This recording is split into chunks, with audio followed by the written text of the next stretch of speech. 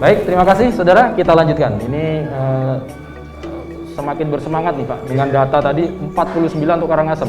40 lebih persen, 41. Hampir 50%, luar biasa. Support dari pemerintah kabupaten dan juga tentunya tadi dikawal oleh Dewan DPR RI gitu.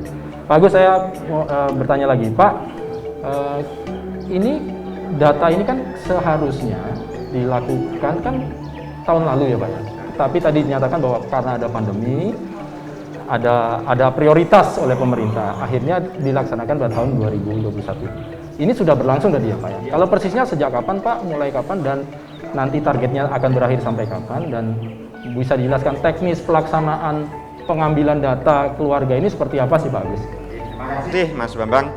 Tentunya sebelum kita lakukan tanggal 1 April kick off, itu sudah dilakukan sosialisasi, baik mulai dari Bapak Presiden, Gubernur, kemudian Bapak Bupati Wali Kota membuat statement, kemudian ada spanduk, kemudian ada baliho untuk mendukung pelaksananya PK21.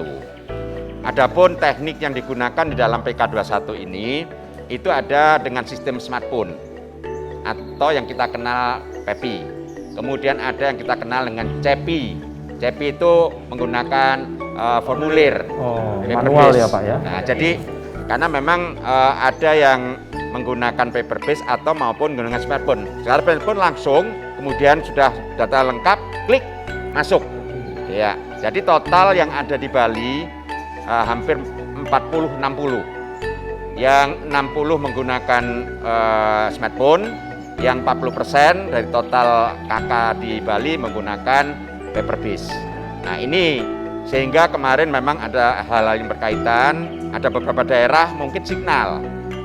Kemudian pada saat itu seluruh Indonesia bersama-sama, sehingga ada daerah yang memang saya suruh nahan dulu, terlebih dahulu, karena smartphone-nya tidak bisa jalan, tapi malah paper base. Saya tentunya terima kasih kebijakan masing-masing bupati untuk bisa melakukan langkah-langkah pendataan ini. Jadi data yang kita lakukan itu semuanya terekam di dalam database server nasional. Kemudian data itu diolah di atas, tentunya nanti akan menjadi diturunkan kepada kebijakan dari pemerintah pusat, provinsi, bahkan sampai di tingkat desa. Itu ada akses khusus nanti akan kami berikan sesuai dengan arahan pimpinan kepada para pemimpin-pemimpin daerah, gubernur, kemudian bupati wali kota, bahkan Pak Mekel pun akan diberikan itu nanti, karena dia yang punya wilayah. Nah, jadi ini semacam, tadi Pak Ketut mengatakan data ini tidak pernah sama, sehingga dengan adanya PK ini untuk bisa digunakan untuk semua pengambil kebijakan di berbagai tingkatan. Baik Pak Agus. Nah, saya ke Pak Ketut. Ya. Pak Ketut.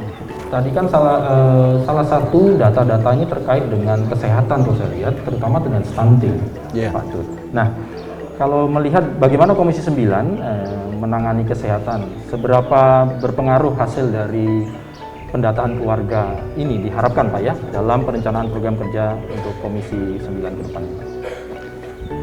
Baik, ini kita pergunakan untuk program-program kesehatan. Di Kementerian Kesehatan itu sekarang kan untuk pembayaran untuk orang miskin, yaitu kan adanya PBI. Nah, PBI ini kan penting sekali artinya, kan begitu. Iya. Karena kan banyak juga orang-orang yang tidak mampu selama ini kan tidak terdata. Tidak terdata, ini problem juga. Nah, tidak terdata sehingga ketika mereka ini kan akan berpengaruh terhadap nanti dalam perawatan rumah sakit, termasuk jaminan sosial yang lainnya. Nah, sehingga karena kalau kita lihat penganggaran di Kementerian Kesehatan itu sekarang ada tambahan 134 triliun. Sebagian dipakai untuk vaksinasi, sebagian untuk pembayaran PBI. PBI itu adalah untuk orang miskin. Nah, tapi selama ini ketika sudah dianggarkan itu, tapi banyak juga keluhan-keluhan, utama dari aparatur yang paling bawah, kepala desa, bupati itu tentang data yang tidak valid, kan begitu. Nah, sehingga ini salah satu untuk ini kan vaksinasi ini kan kita nanti kan perlu mencapai herd immunity itu 70% penduduk Indonesia, termasuk penduduk Bali. Baru nanti efektif vaksinasi. Nah, tentu ini kan harus pendataan yang baik juga. Nah, siapa saja yang divaksinkan begitu, termasuk lansianya, kemudian bagaimana ASN-nya dan sebagainya. Sampai mencapai 70% tadi ya Pak ya. Nantinya juga data ini tentu kita akan pergunakan, terutama ketika dalam proses kita nanti membuat program dan termasuk penganggarannya. Nah, karena ini penting sekali, apalagi sekarang BKKBN ini kan ada sebagai koordinator stunting. Stunting secara nasional ini kan 24%, masih tinggi sekali. Apakah benar ini stuntingnya tinggi? Kan begitu. Kemudian apa penyebab stunting di masyarakat itu sendiri? Nah, sehingga kalau kita lihat hampir di semua kementerian itu ini membuat program dan penganggaran tentang stunting itu. Nah, sehingga kan jadi kacau juga. Ini menganggarkan, ini anggarannya besar, tapi stuntingnya nggak turun. Tidak turun. Nah, tentunya kalau sekarang dikoordinir oleh BKKBN, kemudian didukung oleh data, sehingga nanti kan jelas nanti, karena pasti akan ditarget BKKBN ini. Selama nanti setahun, 2 tahun ini cukup besar juga tanggung jawab Pak Astu nanti kepala BKKBN ini. Nah, sekarang 24%, sekarang sudah ada data, tahun depan minimal turunnya sekian. Karena salah satu visi misi Pak Jokowi, program utama ini adalah penurunan stunting. Karena menyadari sekali bahwa kalau stunting ini dibiarkan, ini akan masa depan bangsa ini akan berbahaya. Karena pasti pertama adalah pertumbuhan tidak bagus, tidak sehat. Nah, sehingga waktu itu kami biar ini jelas, di samping pendataannya juga jelas, kami waktu rapat-rapat kerja di DPR itu biar penanganan stunting ini nanti akan dikoordinir oleh salah satu lembaga kementerian. Nah, waktu itu ditunjuklah oleh Presiden langsung melalui Perpresnya, yaitu sebagai koordinator. Karena tujuannya bagaimanapun di Indonesia ini cukup tinggi 24%. Kalau dari segi data ini kan sangat membahayakan bagi masa depan bangsa. Kalau agendanya apa Pak Ketut, kalau boleh tahu agenda dari Komisi 9 dalam hal ini untuk mengawal stunting ini Pak? Agenda yang apa yang menjadi prioritas tentunya? Dia jelas kan harus menurunkan, kan begitu. Nah, harus menurunkan. Kemudian juga kan karena ini tanggung jawabnya itu adalah kemarin itu adalah lebih banyak di Kementerian Sosial, tapi di Kementerian Sosial juga ada. Nah, di PUPR juga ada, kan itu karena stunting ini ada berapa faktor, mungkin karena kemiskinan, tapi di Bali ini cukup bukan aneh juga, harus ada, makanya pendataan ini penting sekali. Di Bali ini stunting itu paling tinggi ada di Kota Denpasar. Nah, di Kota Denpasar. Nah, sehingga ini kan harus diteliti juga, harus dengan data. Kenapa kok Denpasar itu stuntingnya paling tinggi? Apakah mungkin ibu-ibunya ini sekarang sudah mulai dengan pengaruh gaya baru, mereka tidak mau menyusui, tidak mau mengurus anak, ataukah bagaimana? Nah, kalau dulu kan identik stunting itu dengan kemiskinan, sehingga mereka tidak bisa menambah gizi dan sebagainya. Nah, tapi sekarang Kota Denpasar yang tinggi, kan begitu. Nah, ini adalah sesuatu yang mungkin dari pendataan ini akan penting sekali. Apakah mereka itu karena selama ini kesibukannya apakah lebih banyak juga usia kawin yang muda dan sebagainya, sehingga pemahaman tentang stunting juga lemah. Nah, ini pendataan ini juga akan penting sekali. Jadi faktor-faktor penyebabnya itu lebih variabel ya Pak ya, lebih lengkap ya Pak Tut ya, supaya hasilnya ini nanti menguat, lebih bisa dipakai betul-betul untuk program ke depan. Saya ke Pak Bupati dulu, Pak Bupati. Kalau ini kita tahu stunting di Karangasem cukup lumayan Pak Bupati. Nah, kalau kita ingin tahu sejauh ini bagaimana penanganan stunting untuk Kabupaten Karangasem, Pak Bupati? Stunting ini harus ditangani dengan baik, karena dialah menjadi generasi penerus kita.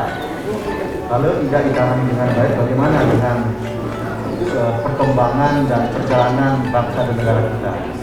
Karena di pundak anak-anak itulah yang akan meneruskan. Sehingga saya di Karangasem serius menangani stunting. Pertama, kami tidak berselah anak dan bina dan awasi kaki dari sejak dalam kandungan. juga kami berikan perhatian khusus untuk memberikan asupan gizi terhadap ibunya, sehingga setelah lahir pun kami harus memperhatikan. Inilah yang kami butuhkan, data. Data yang sangat penting ini, apa yang dilakukan oleh BKKBN luar biasa. Tanpa data kami akan kesulitan. Sehingga kalau tadi BKKBN mengatakan 5 tahun ada pembaruan data, kami bahkan merencanakan setiap tahun, Pak. Setiap tahun, khusus untuk Karangasem. Sekarang ini tinggal memperbaiki dikit-dikit, Pak. Dari miskin bisa sudah menjadi kaya, dari kaya menjadi miskin, dari awal belum memiliki mobil bisa memiliki mobil, kan datanya setiap tahun bisa berubah, Pak. Nah, APBD ini tahunan dia. Iya. Dalam kami tahunan. Nah, khusus ke stunting, kami fokus, Pak.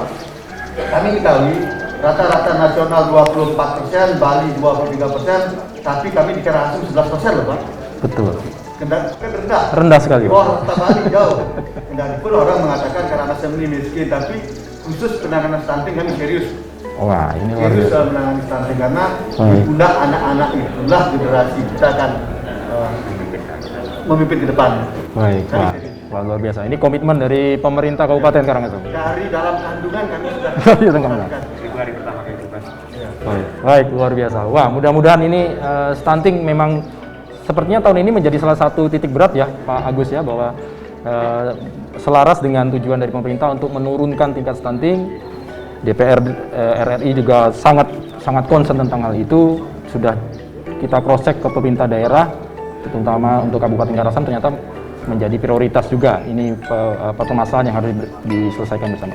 Baik, kita lanjutkan lagi untuk segmen yang berikutnya ya, Bapak, para narasumber.